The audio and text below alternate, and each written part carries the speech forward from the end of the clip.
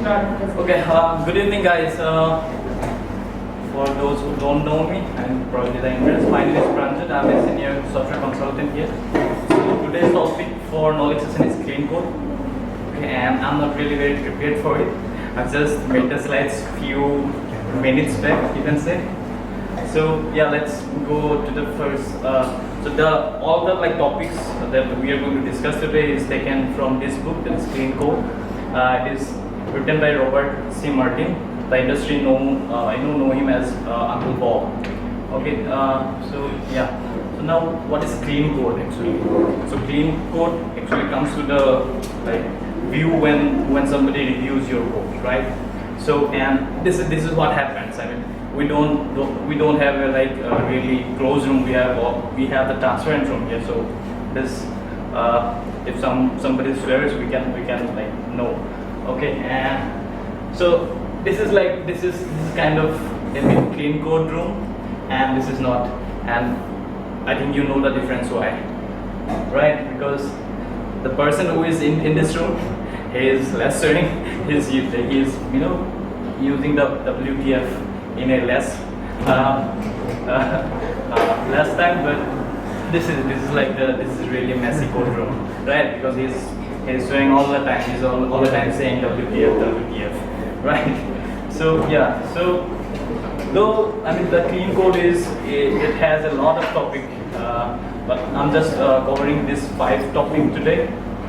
So this is first is the meaningful name, functions, then comments, then class, and then unit test. So and all the examples that I have here are mainly Java based, because I have just copied and pasted from the book. And so I mean we generally here we only code with JavaScript and Scala, right? But I think it will help you. I mean this is not a language specific kind of book, or the topics are not language specific.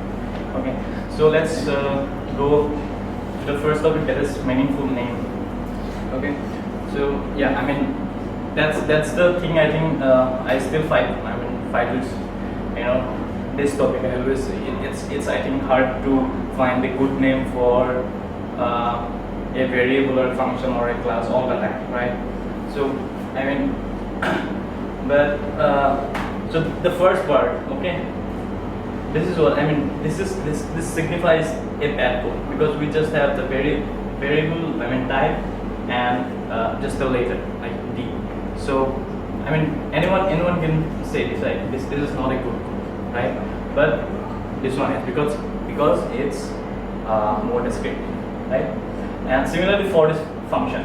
So this function is this is really there is a chapter called formatting as well. I mean, if I have read that, then probably I won't be able to write the codes like this. So there are no formatting here right now in this code. So yeah, in this function, this is Java function. So I hope you will know a little bit of Java in order to understand this. But anyway, can anyone tell me what is going on in this function? It's getting them. I mean, it is taking time, right? I mean, you are not exactly getting what is this function is for, right? But so this kind of questions comes to your mind when you see the code, right? So what is the list, right? Yeah. What is the list, and what is the signifies that zero substitution, and all this blah blah blah questions, right?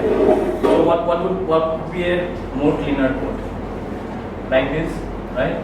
So it has appropriate variable names, it has appropriate function names, and things like that. Okay. So yeah. So now when you do naming, okay. So in order to it's this is a bad code. These are the questions that we have for that bad code, and this is the good code, right? So our target is to achieve this coding. Our target is to write code like this, right? Okay. So now let's go to the topics through which we can learn how to write good codes like this. Okay. The first is the avoid disinformation. Okay, so still is to like name, right? These are long enough. I mean, definitely this is like they are like ML cases, so you can definitely like read it, but they are different, and you have to like focus on this, and you have to really see, I mean, the difference between these two names, right? So you don't, I mean, you must avoid this kind of namings. Okay, so by like avoid disinformation, I mean, what I get is like the similar names with like different spelling. There is a like letter missing here. Okay, so for good naming, we should avoid disinformation. Okay. Secondly, make meaningful distinctions. I mean, many of the cases we do this kind of things: A1, A2, A3, you know, then dot dot dot, and so there the distinctions between A1, A2, and AN. I mean, they're not quite, I mean, distinct, right? So so what we and this part as well, like character A1 and A2. So instead of that, what we have, what we should write meaningful name for H. Okay. Then the pronounceable names. Okay.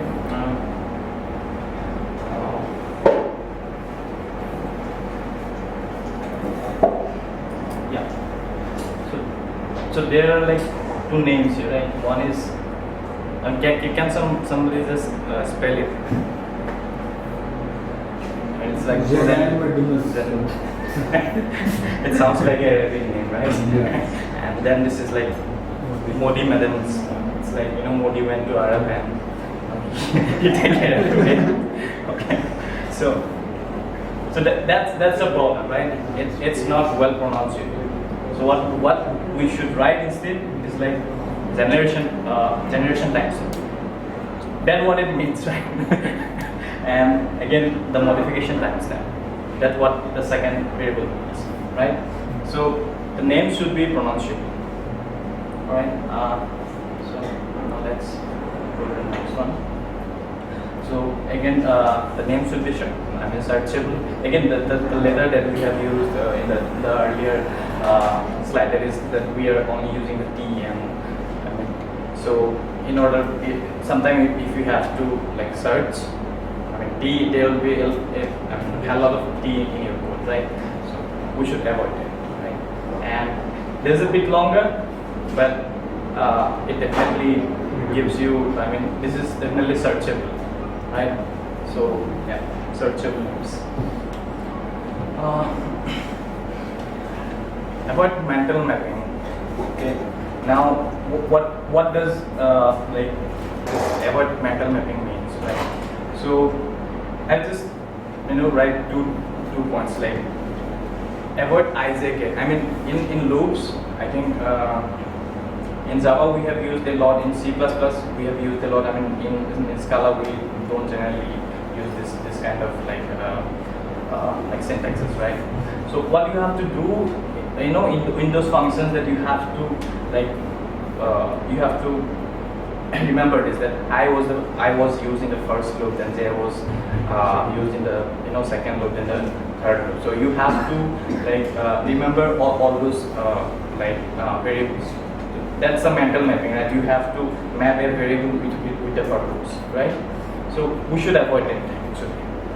Okay. And secondly, it says be a professional programmer than a smart programmer. I mean, programmers are generally smart, right? We are smart people.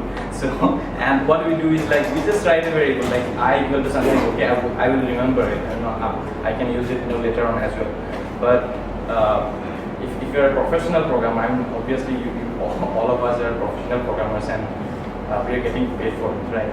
So the thing is that we should reach that level, right, where we write clean codes. So don't be a like smart programmer and don't you know, write codes with IJK and that kind of variable names, but write, you know, descriptive names for the variables. All right. again the class name and method names. I mean, probably we already know these points. I think the two project I have worked on. I mean, we are following this stuff, and I guess everyone is following this stuff. Like the class name will should be noun always, and the method name should be variable always, right? And the third point is don't be cute names. don't be cute with names. Okay, that means I mean.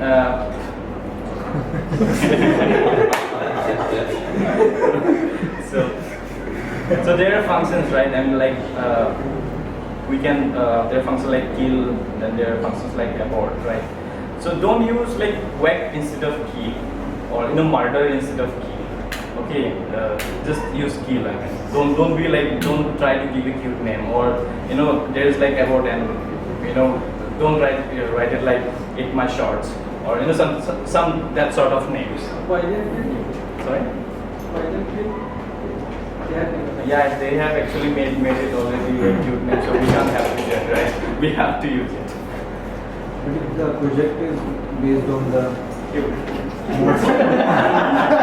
mocking good night or something, so then we have to use Yeah, these I kinds mean, of definitely. I mean, they're like slide for domain names and stuff. Yeah. So if the domain is there, then definitely we have to use it. There is no other way. Yeah, that was troublesome. But we will barely make a software for like Mortin or something like kill the red.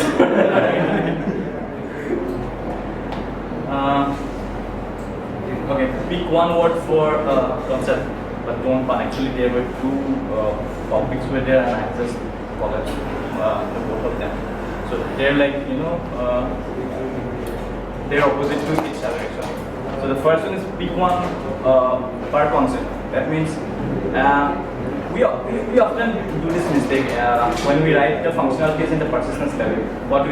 We write functions like add user, insert partner, add something, or that sort of stuff, right? So we shouldn't do that. I mean, there should be only one word for that one concept. If we are inserting some data in the database, just you use insert in every inserting function. Or if you are using add for inserting, use only add for all the inserting functionality in the persistent layer. Similarly, I mean there are other examples as well, right? I mean, like this one is like fetching for like get user or get something. We can use fetch, or we can use retrieve as well. But we shouldn't do that. I mean, right? So there should be one particular word for one concept, and we should follow that in the whole process. Okay? Actually, Yeah. we got problem where we are composing multiple repository. Let's say we have user plus we say profile or something which are related. Let's say trade. Now we need to add. Suppose we want to compose all the trade in our trade, but this is our use case. We need to all the repository. We want to. This is something controller where we want to access all the methods of the repository ABC. If ABC have insert, we cannot compose, right? Compose. Let's say with extend. I am just creating a birth rate which have all these three methods. So in that case, I mean, what it means like in that case also, I mean, insert user will be different from insert customer or insert partner, right? So we have to distinguish the names according to them. So we are not going to have a like if that's a problem. I mean, ideally we should have in a user only we should have insert, right? So if that's the case, we can have an insert users then insert customer, something like that. Then again, like second point, that's don't pun. Okay, that's something refers to it. So we are using add for inserting the records, and we are again using add for adding two numbers. That shouldn't happen, right? So that's the second point actually. So we once we like pick a word for one concept, we shouldn't use it for other concepts. Okay, so that was the second point. And There is one more thing like we are suppose this is class 5 user dot scala, then like we should not use the method like get user, insert user, like we should use Yeah, I the mean methods. we should generally avoid that. I mean we should only have the insert thing over there.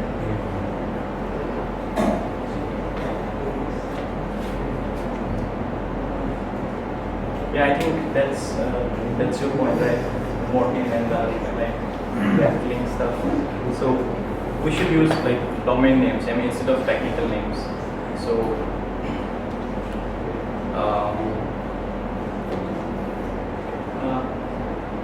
The cube names contradict this domain problem, no?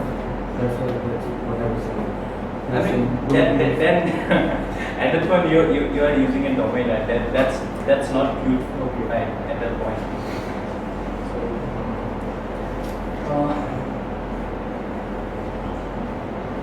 Yeah, I mean that was the first two points for this question, and second was, I mean, don't use the technical names, like if you have a class called at account visitor, okay. So if you are using technical terms, right, for a programmer the visitor could be a pattern, and visitor pattern, I mean we can easily confuse with the name, right? So it's like we are having a visitor pattern in this class, right? So we should avoid technical terms in this areas. Okay. And yeah.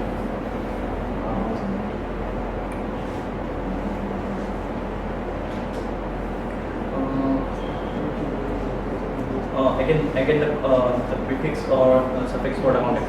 So I mean so here the context means, I mean we can take an example as the class, okay.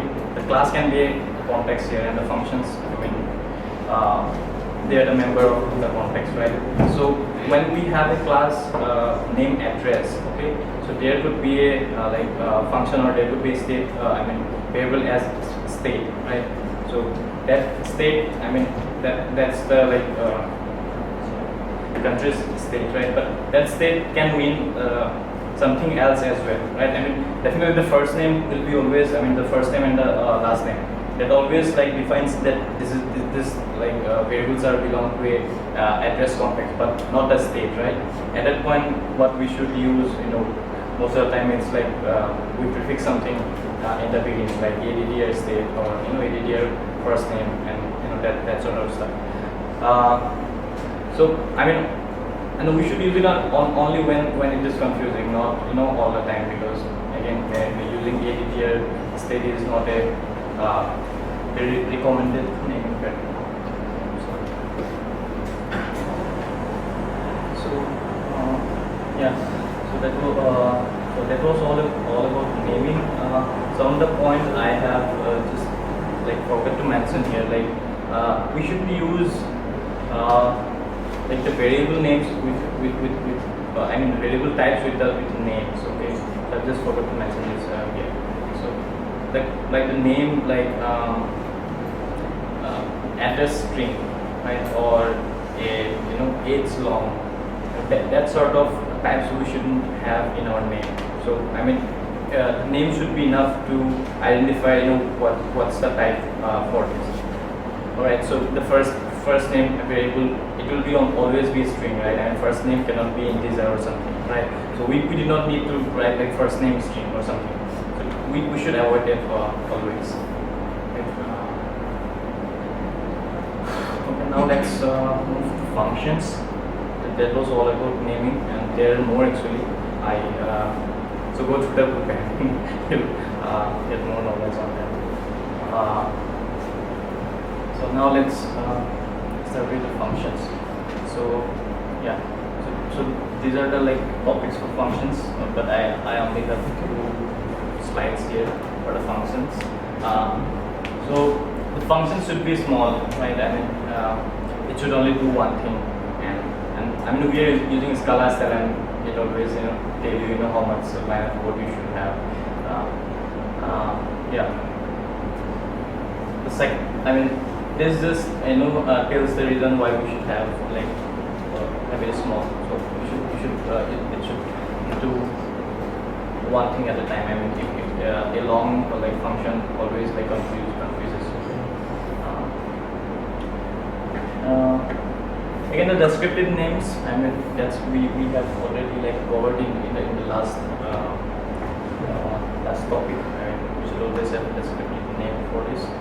Then we have the function arguments. Okay. This topic is a bit like interesting, I guess. I mean, I think many of us are not using, not following the rules for like function arguments. Okay, so let's go to the next step before we like over the other stuff. Okay, so this is the thing, right? Knolx is best, monadic is better, dyadic is good, triad is bad, and polyadic is worse. I mean, these are my words, by the way. I mean, they have described it well in the book, but just to remember it quickly.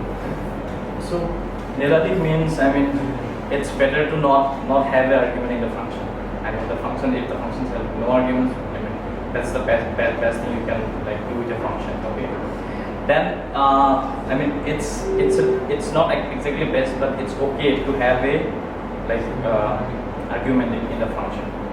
Okay, so again, that has to be really meaningful. I mean, you should not like get confused with that argument. I mean, if you're reading that function name, so that argument should fit with that argument. I mean, so we have to do that. Okay, so it's like get a user by, then we have the parenthesis that is user ID that we know right now, right? Like we are trying to get the user by the ID, right? But if it is a dyadic like function, which says monadic. Sorry, monadic means only having only one argument. Only one argument. Okay. So the second thing is the dyadic. I mean, where we have two arguments in a function. Okay. So we should generally try to avoid this. I mean, from this point, I mean, after monadic, if we can, then we should like avoid using 2 parameters, 3 parameters, or any like more than 3 parameters. What is So, knolx? that means Zero. No parameters. Why is best? Why dyadic is best? Why? Why should I mean, it will be self-contained, right? It is not dependent upon your arguments, right? The behavior is self-contained. You are not depending on constant stats, right? But that's only a constant, right? So it could be something like a constant Constant means. because it is not taking any argument and So how can it be constant? I mean, you are functions are for behavior, right? it will return the same thing each and every time if it is something like that. Not necessarily. I mean, definitely, if we are using the pure functions, then it will always return the same thing, right? Every function is named to be a pure function, right? So, yeah, I don't remember a good example for this right now. So, otherwise, I can explain it to you better. For example, So, if you have a string and you just dot length on it. Yeah. Or something like get all user. All user means there is no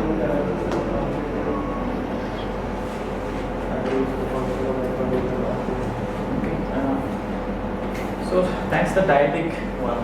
That is parameter, and so we can have this kind of like functions when we have, for example, in our base cases, like we use it like assert equals to expected value then actual value, right?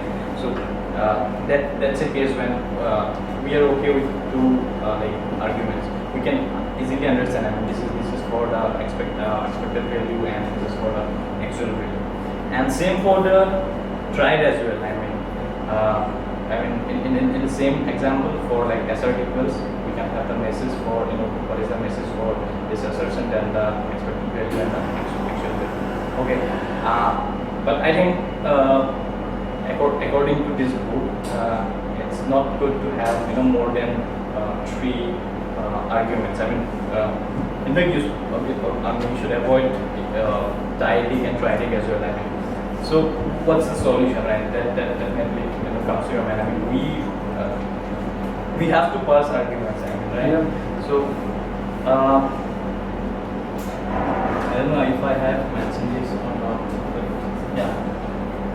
So this is the answer actually. We should have a like some kind of object in which we have all the arguments at once. So it will be more meaningful, right? So that's the answer actually. So So instead of passing arguments, we can pass JSON object or some kind yeah, of I mean, object. for JavaScript, Basically, a monolith yeah. will be better. Yes.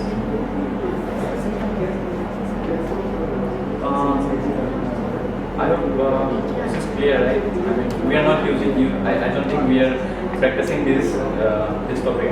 We should actually follow this. So next is have no side effects on the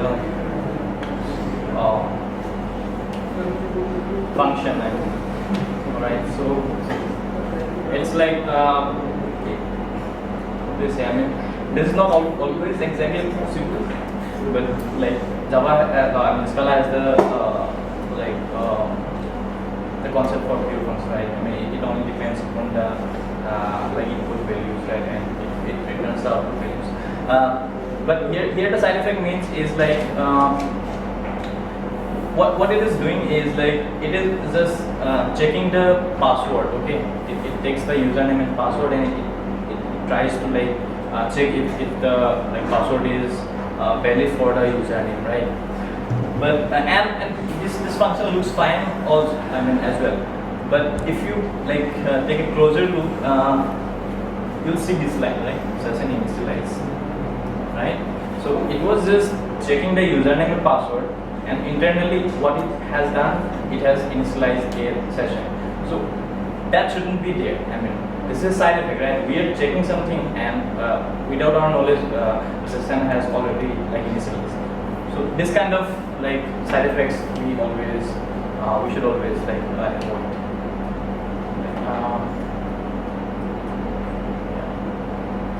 So this is the common query separation. Did we have it like CQRS session already? Or right? So yeah, this is I mean almost all about it. I mean, in CQRS we have to have different services. This means the functions, right? If we have an insert function, then we shouldn't have like insert or the get function in the same function. We shouldn't have both the functionality in the same function. We should have separate like insert functionality and retrieve or fetch functionality. Then don't repeat yourself. I mean, try pencil. I think everyone is quite well aware of this try functionality, right? I don't think there's any need of like explaining this part. Then there's the structured programming. Wait a minute, check the notes here.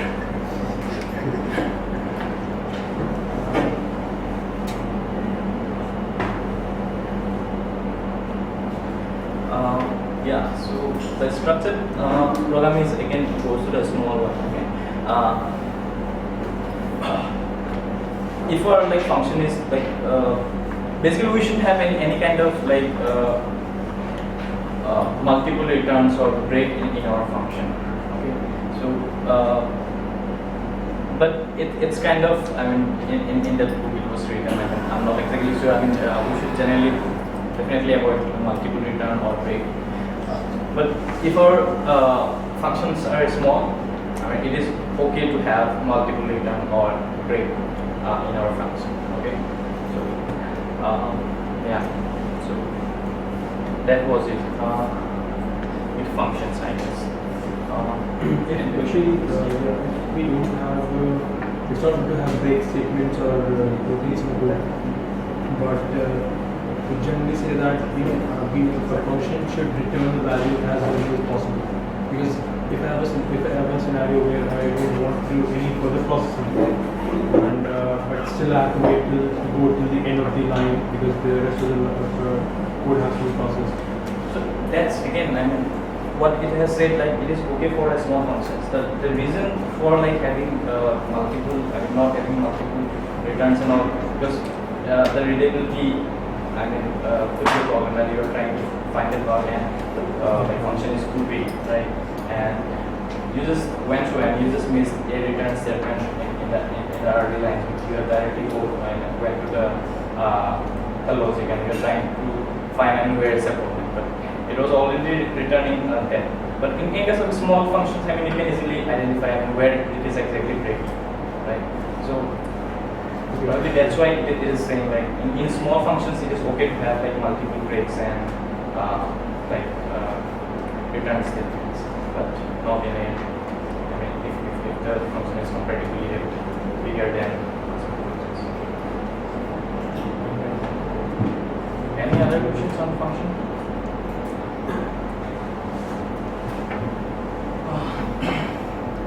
So yeah, comments. I mean, again, we have done the really worst thing with comments. I mean, I think the primary team, the complete primary team is not here.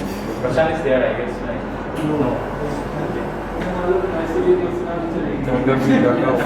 Yeah.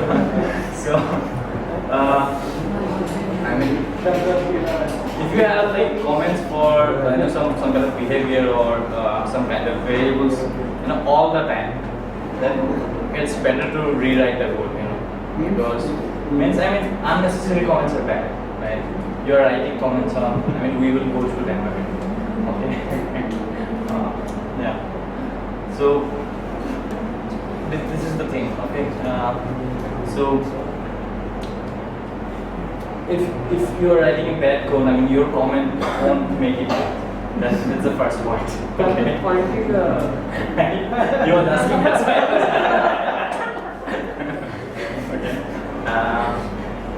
Okay, and it's like, here's the example, okay? So this line of code, okay? So this line of code has to actually have a comment which will actually define that this function is doing what, right? It should be self-understood. Yes. So it should be like self-contained. By just reading the function name or the line, we should understand what it is doing, right? So and there are like good comments and bad comments. So let's go to good comments first. So there are legal comments. Okay, there are like copyright and authorship comments in our classes. Generally, our ID is capable of hiding that, and so we generally don't have to worry about this part. And second is the informative comments. So I mean, these comments we should have in our codes. Like this is something like for the regex like operations. We won't get what this regex exactly do, right? So in this case, if we have this kind of comments, it is fine. I mean, we need these comments, right? Here, in order to understand what we are writing in it. Second is the explanation of intent. I mean, that is what's your like intention for writing this code. Most of the time, this comment shouldn't be there, right? I mean, as we have already mentioned, like the code should be self-contained, right? But sometimes we need it, right? That's why and when we need it, it should clearly tell us, what it is exactly doing. Then the warning of consequences. I mean, this is kind of a you can take an example for like developer to developer communication. Okay, we are writing some code and we don't want anyone to mess with that code. I mean, especially the programmers, right? So at that point, if we have this kind of comments, it's good. Okay. Then the to-do comments. I mean, everyone is using it, and it's definitely quite useful. Then the Java docs in public APIs. I mean, it's not necessarily a Java doc. We are using Scala and JavaScript as well, right? So we can have it. So basically, when when you are using a public API, right, or any library, you generally find the API in net, right? So over there, it is already it's written like for this function takes these arguments and does this, right? So for the public API, we should have comments, and it should again be the comments should be suffice its intent for the function. So yeah, so these are the things we should follow, right? Now the bad comments. opposite of like explaining the intent, that's mumbling. That if you are writing, like we need comments at that portion, but we are writing really some and we are just writing the comment, and it doesn't mean anything, right? That's a bad comment. Then there is redundant comments. So it's like having comments on its function. So that we have done in regular primaries, and that's worse. I mean, we should never do that. All right. Then there's mandate comments. I mean, it's like we for the public API we should have comments, but it's not necessary to have like comments on every layer to have the Java document, right? So we should like not do that. Okay. Then the journal comments. I mean, many of the company actually practices this, and many of the developer practices that we have a like comment on the starting of the class, and every time the class changes, we just make an entry to that comment that we on this date we have made the changes. So that's actually ugly. We shouldn't do that at all. Then there is noise comments. I mean, we are just having some comments for no reason. Like we have a variable called, for example, name tennis string, right? And over there we have just written name. Those kind of noise we should always avoid. Then there is like position markers, right?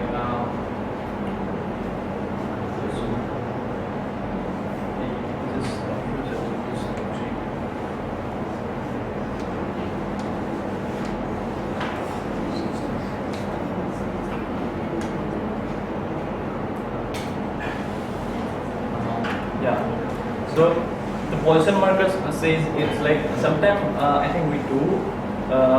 It's like we have a function, okay, and suppose we have a class, okay, and the class is doing more than one thing. So what we do, like we were trying to like divide, some functions for this context and some functions for this context. For that, what we do, we just write something and we write a long list of like slices or dotted. So we shouldn't do that actually.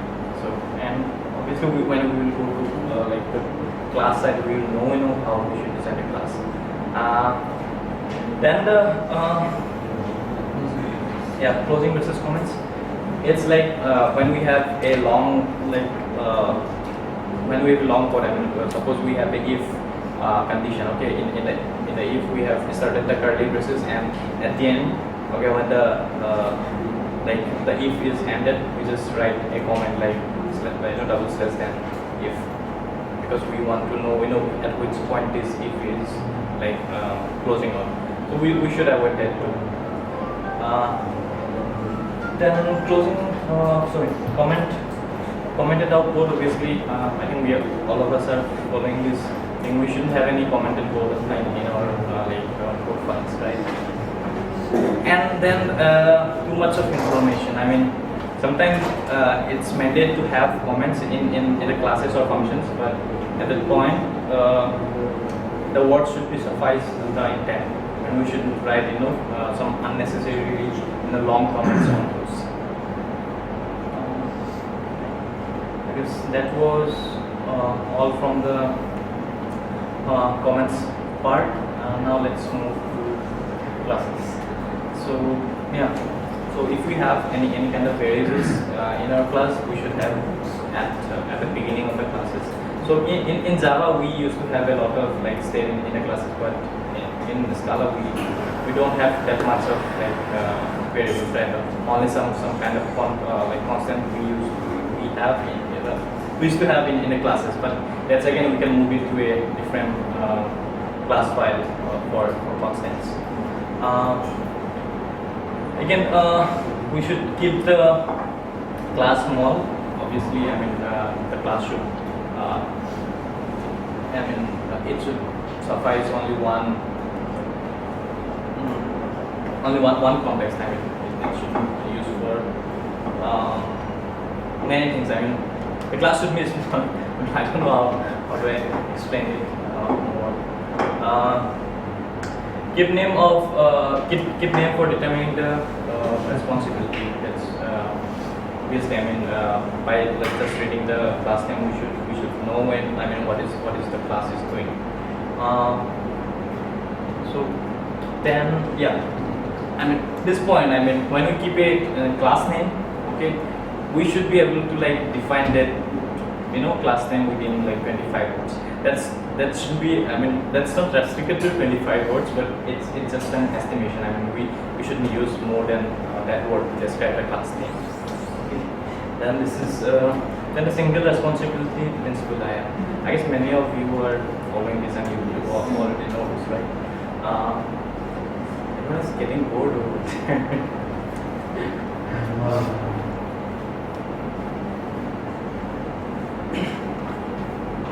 All right.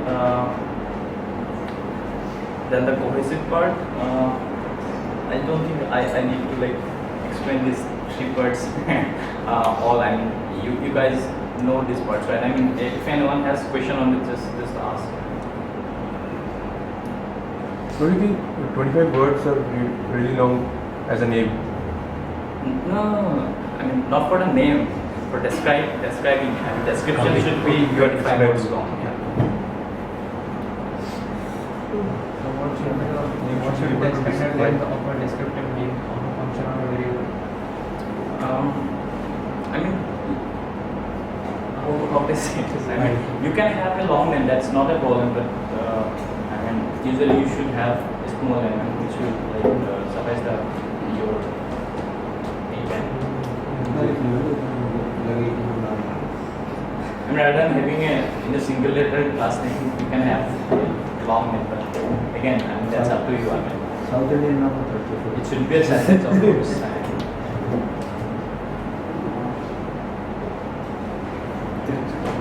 Let's move here. Unit test. So these are the 3 laws that we should have in the unit test cases, and all are related to failure test cases. I mean, we should always have failures test cases in our application. I mean, that's actually what you are, what makes your code less buggy, like let's say.